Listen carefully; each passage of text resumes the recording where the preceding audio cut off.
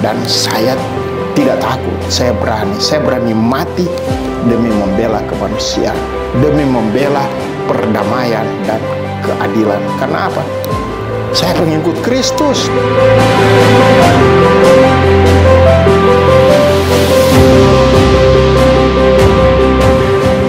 Selamat siang, Bapak Uskup. Selamat siang, Bapak Uskup. Hari ini kita akan sedikit bercerita tentang mulai dari pengalaman Bapak Uskup waktu kecil bersama dengan keluarga, kemudian bagaimana sampai Bapak Uskup bisa tertarik masuk ke seminari, lalu perjalanan panggilan Bapak Uskup sampai dengan bisa bertemu dengan kami di sini di Papua. Oke, silakan tanya. Baik, terima kasih Bapak Uskup. Yang pertama, Bapak Uskup, keluarga Bapak Uskup itu dikenal sebagai keluarga yang banyak menghasilkan biarawan-biarawati. Saudara-saudari dari Bapak Uskup sendiri juga ada yang suster, ada yang pastor, dan ada yang frater CMM. Apa sih yang menjadi rahasia dari keharmonisan dalam keluarga Bapak Uskup, terutama dari figur ayah dan ibu dalam keluarga? Ya, rahasianya tidak lain adalah papa dengan mama saya beriman pada Kristus. Dan semua diajak kembali kepada Kristus. Dan ini yang membuat persaudaraan. Persaudaraan sejati hanya mungkin ada kalau ada persatuan dengan Kristus. Bukan karena makan bersama, minum bersama, merokok bersama, atau main judi bersama. Itu bukan dasar persaudaraan. Persaudaraan sejati karena semua kembali kepada Kristus, beriman pada Kristus. Nah, ini yang membuat keluarga kami walaupun sederhana tetapi bersatu. Karena diwarnai dengan iman, dan iman dibuktikan dengan apa? Doa, doa, doa. Sebelum makan berdoa, sesudah makan berdoa, sebelum tidur berdoa, sesudah tidur berdoa. Bulan Mei rosario di rumah, bulan Oktober juga rosario di rumah. Dan rajin ke gereja, ya itu saja. Luar biasa Bapak Uskup. Satu hal yang mungkin teman-teman di rumah, saudara-saudara di rumah, dan termasuk saya sendiri belum tahu. Sisi khas dan unik waktu masa kecil dari Bapak Uskup. Kalau boleh tahu Bapak Uskup, nama kecil Bapak Uskup biasanya dipanggil Papa dan Mama di rumah waktu itu. Oh, dipanggil bukan Kanis tapi Kani. Kani. Ya, dari Kanisius. Dari Kanisius. Baru masuk seminari tinggi, seminari menengah, ke pastor-pastor mulai panggil Kanis. Nah, padahal sebenarnya di rumah panggil Kani. Baik, terima kasih Bapak Uskup. Nah, ngomong tadi soal seminari, motivasi awal Bapak Uskup pertama kali kenapa ingin masuk seminari? Nah, sebenarnya sederhana saja, karena rumah kami di kampung Kamangta menjadi pastoran. Jadi kalau pastor datang untuk mengunjungi kampung Kamangta, pastor itu tinggal di rumah. Nah, kami anak-anak termasuk saya juga melihat, oh enak juga jadi pastor Nah, dicintai umat, terlebih makan enak. Aduh, enak. Jadi dasar makan enak juga. Pastor datang dengan kuda, naik kuda, bukan pakai motor atau mobil, kuda. Nah, wah, enak jadi pastor. Naik kuda dan sebagainya. Dan masih pastor-pastor Belanda. Jadi wah, gagah-gagah mereka dan seterusnya. Jadi itu ketertarikan pertama, sudah saya mau menjadi seperti pastor-pastor itu. Saya masuk seminari saja. Ya. Nah, Bapak Uskup, waktu di seminari menengah, Bapak Uskup pernah misalnya dapat hukuman karena buat salah apa? Oh, banyak toh, normal. Salah satunya apa? Oh, pernah satu pastor Tinggogoy. Oh iya. Sudah meninggal, dia tempeleng sama saya di sini. Jatuh karena saya nakal. Karena saya, orang Manado bilang, suka gara-gara. Ya, seperti sekarang masih gara-gara sama kamu juga, saya gara-gara toh. Nama Sugiono misalnya, atau nama apa toh. Saya suka gara-gara. Nah, karena pastor itu ya senantiasa memimpin kita keluar kapel, kita berdua berbaris ke kamar makan berbaris, dan dia di depan. Saya paling kecil, saya kecil sekali waktu itu. Dia tidak tahu saya sudah ya main-main dengan teman saya, pegang-pegang begini. Kemudian dia berputar, dia sikat sama saya, jatuh. Oh. Tapi kemudian saya jadi provinsialnya. Saya menjadi pemimpinnya. Ketika dia merayakan 25 tahun, saya diminta khotbah dan saya sebut, saya ditempeleng oleh pastor ini. Dan saya masih merasa sakit kepala padahal main-main saja. Tapi kemudian apa dia bilang? Kalau saya tidak tempeleng waktu masih di seminari, dia tidak jadi provinsial karena otaknya bergerak. Baik, Bapak Uskup. Kalau mungkin dari cerita Bapak Uskup waktu masa kecil memang orang tua begitu tegas dan disiplin, sehingga kalau waktu masuk seminari soal kedisiplinan itu bukan hal yang baru karena memang tradisi dalam keluarga memang sudah demikian.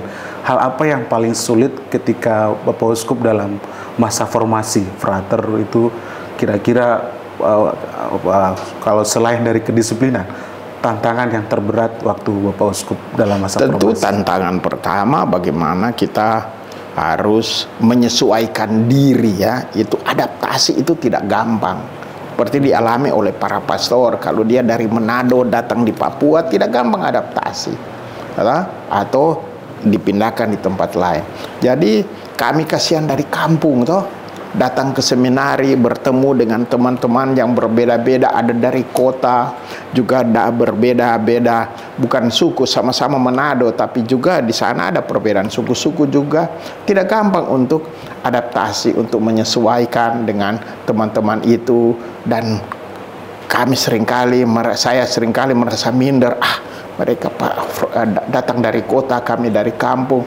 Jadi persoalan yang pertama adalah soal adaptasi. Itu tidak gampang ya. Itu perlu kerendahan hati ya. Seperti orang datang di Papua bekerja di sini ya, pastor-pastor dari luar, itu tidak gampang beradaptasi. Kalau mereka datang dengan sombong, pasti tidak akan mampu bekerja di sini. Datang harus dengan rendah hati. Ya. Selain itu saya mau tanya soal relasi Bapak Uskup. Iya, cewek lagi. Apakah Bapak Uskup punya pengalaman yang unik soal bagaimana membangun relasi? Banyak unik sekali. Tapi sebenarnya unik bukan ketika saya masih frater atau masih seminaris, tetapi yang unik ketika saya jadi pastor. Saya masih muda, iya masih boleh-boleh toh. Rambut masih hitam. Masih hitam. Termasuk sedikit gagah juga ya. Dan saya terkenal khotbahnya menarik. Jadi orang pada suka khotbah saya. Kalau saya memberi pengarahan, orang pada suka. Nah biasanya itu cewek-cewek pertama tertarik dengan khotbah, tapi lama-lama tertarik dengan pribadi yang berkhotbah. Itu hati-hati kau ya. Itu hati kakak juga Kak ya. Tadi ya tertarik, akhirnya ya suka, cinta datang. Cinta datang dari mata langsung ke hati ya. Jadi banyak juga yang akhirnya saya harus mengatakan kepada mereka, maaf, saya pastor ya. Jadi cari lain. Nah, mereka terima. Ketika saya ketika di Jakarta menjadi pastor di Jakarta belum 30 tahun, bayangkan itu. Wah, ya masih sedawar-dawar, poco-poco. Dan ketika saya studi di luar negeri, aduh banyak juga yang suka. Tapi ya sudah, harus bagaimana ya, hidup adalah pilihan. Tidak bisa kita rakus memilih semua, gitu. Bahaya ya. Bapak Uskup, setelah kita mendengar cerita dari Bapak Uskup tentang pengalaman Bapak Uskup sewaktu dalam keluarga kemudian masuk seminari, dan sekarang kami ingin dengar cerita dari Bapak Uskup tentang pengalaman Bapak Uskup sebagai Uskup Keuskupan Amboina. Mungkin dalam tradisi gereja kita mengenal Petrus Canisius Santo dari Serikat Yesus yang juga terkenal sebagai pengkhotbah dan pendidik. Kemudian di Indonesia ada Petrus Canisius sebagai salah satu pendiri dari Koran Kompas. Dan di Indonesia Bapak Uskup sendiri Petrus Canisius sebagai tokoh perdamaian. Dan ini cerita dan kesaksian yang sangat menarik banyak orang. Kami mau dengar cerita tentang bagaimana pengalaman Bapak Uskup waktu berhadapan dengan situasi konflik di Ambon dan itu. Ya, saya sebenarnya menghadapi situasi konflik di Ambon tidak gampang yang saya rasakan, karena saya terlebih masih seorang uskup yang masih muda, sekarang mengalami sebuah konflik besar, dan mungkin ini menjadi konflik yang terbesar dalam sejarah Indonesia, dan konflik pertama dalam kaitan dengan pertentangan antara umat beragama. Jadi saya rasa berat sekali, tidak gampang. Cuma yang untung bagi saya bahwa segala-galanya saya kaitkan dengan iman, bukan dengan kekuatan sendiri. Tuhan sudah mengutus saya ke Maluku, dan saya harus hadapi kalau ada masalah-masalah di sana. Saya tidak boleh lari dari masalah. Saya harus berhadapan dengan masalah, apalagi kemanusiaan. Manusia adalah gambar Allah, dan melalui konflik ini manusia sudah tidak dipandang lagi sebagai manusia, tapi sebagai binatang. Ya, saling konflik, saling membunuh, dan saya harus tampil ke depan membela kemanusiaan. Dan saya tidak takut, saya berani mati demi membela kemanusiaan, demi membela perdamaian dan keadilan. Karena apa? Saya pengikut Kristus, jadi uskup, lantas mau mundur, bagaimana? Nanti Kristus marah sama saya. Nah, jadi saya berani saja. Tetapi tentu saja jangan sombong, seolah-olah saya mampu semua. Ya, Tuhan Allah juga bekerja lewat orang-orang baik yang juga membela kemanusiaan. Ya, ada pejabat-pejabat pemerintah, ada tokoh-tokoh agama lain. Kita kerjasama, ya, tidak jalan sendiri untuk membela kemanusiaan. Itu saja. Satu hal yang menarik dari Bapak Uskup adalah Bapak Uskup ketika berhadapan dengan konflik, yang menjadi keprihatinan Bapak Uskup adalah kemanusiaan. Ya. Apa kira-kira Bapak Uskup punya refleksi apa gitu? Ya, karena apa? Yesus adalah manusia. Kita mengikuti Yesus. Kalau kita bersujud kepada Yesus, mengutamakan Yesus, berarti kita mengutamakan manusia. Karena Yesus adalah manusia sejati, ya, menjelma menjadi manusia. Jadi manusia adalah gambaran Allah. Tidak peduli dia Muslim, tidak peduli dia Katolik, tidak peduli dia Buddha, Hindu, atau Kristen, Protestan, tidak peduli.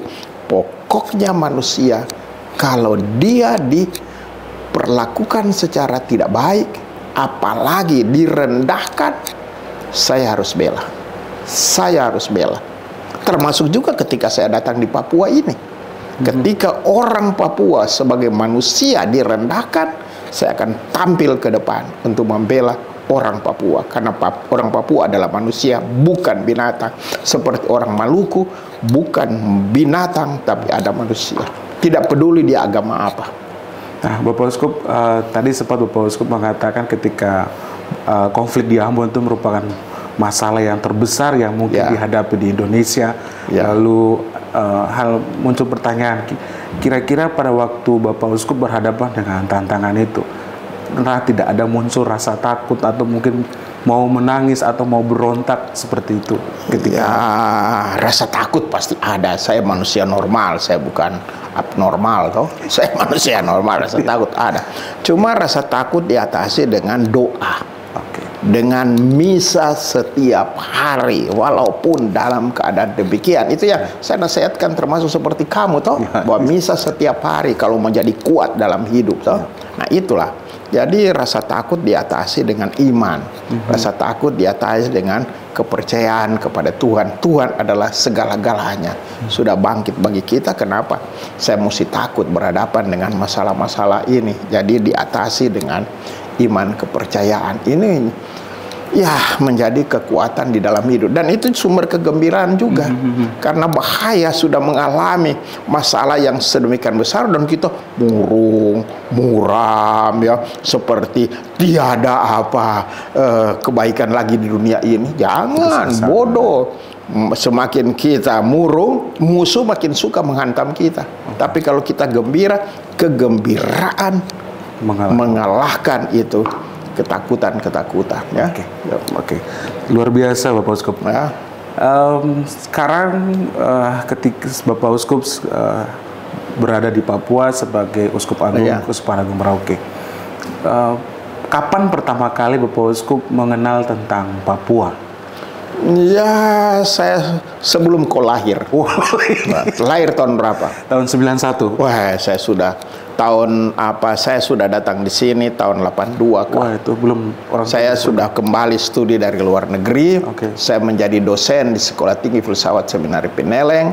Kemudian saya sebagai superior skolastikat, saya ingat saya masih mengunjungi wilayah ini ya, datang ya, sampai saya ingat masih sampai ke pedalaman, ke Mendip Tanah, ke Kepi.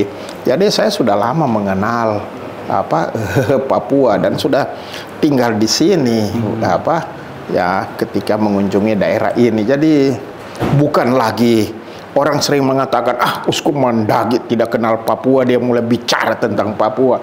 Orang yang bicara itu saya bilang, kapan kau lahir? Kau belum lahir, saya sudah ada di Papua. Saya sudah mengenal Papua.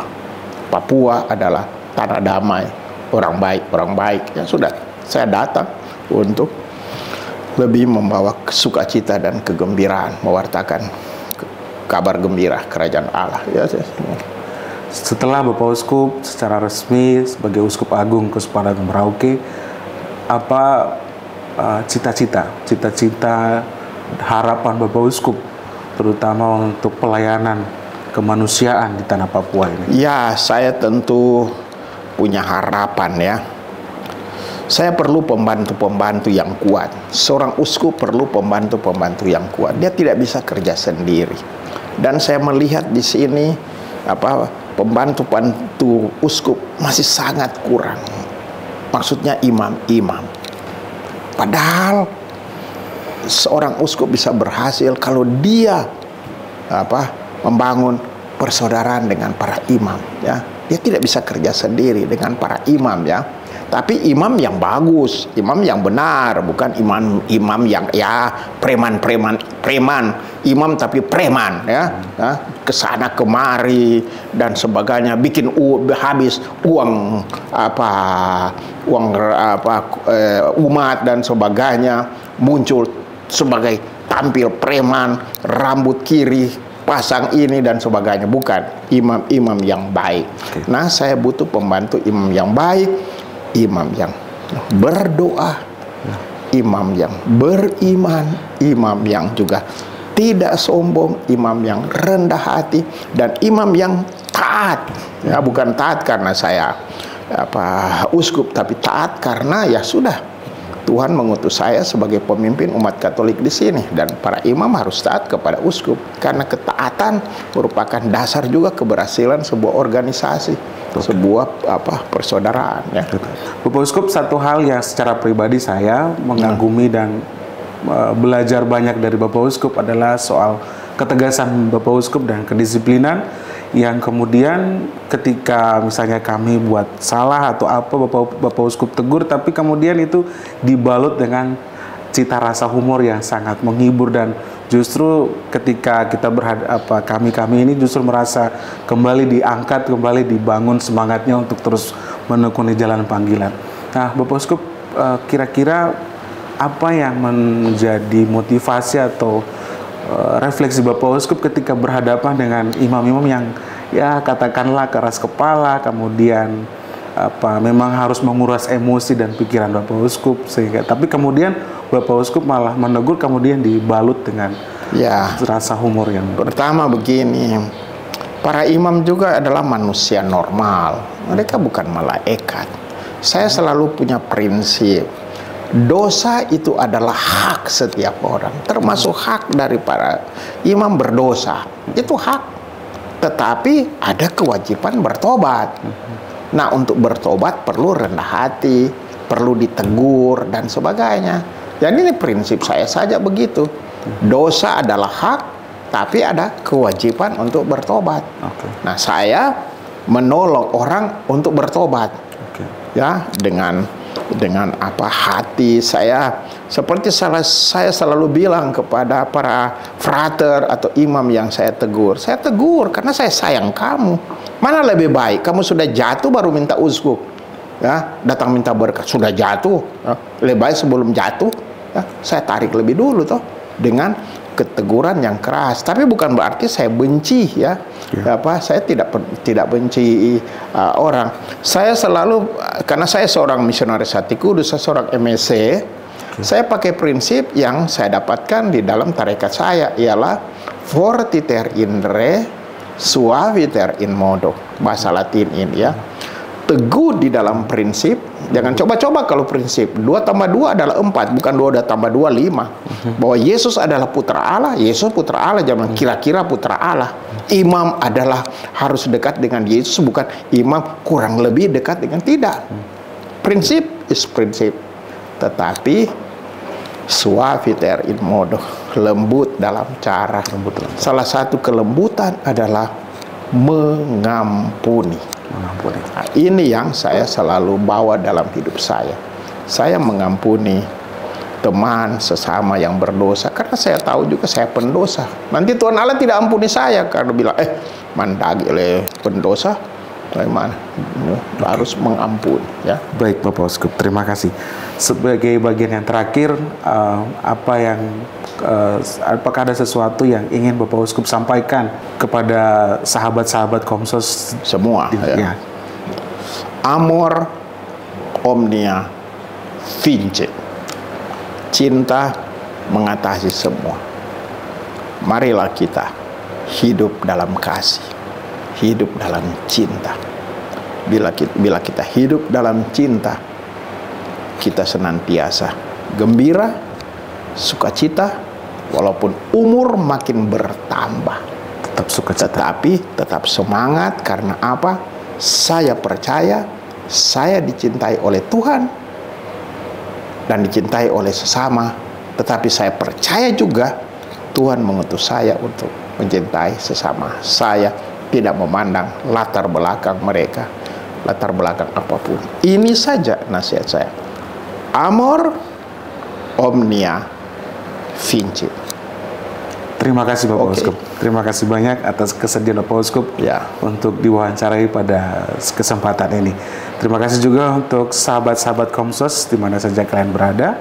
Terima kasih karena sudah bergabung bersama kami dalam bincang-bincang singkat dengan Uskup Agung Merauke, Monsinyur Petrus Canisius Madagi. Sampai jumpa di lain kesempatan.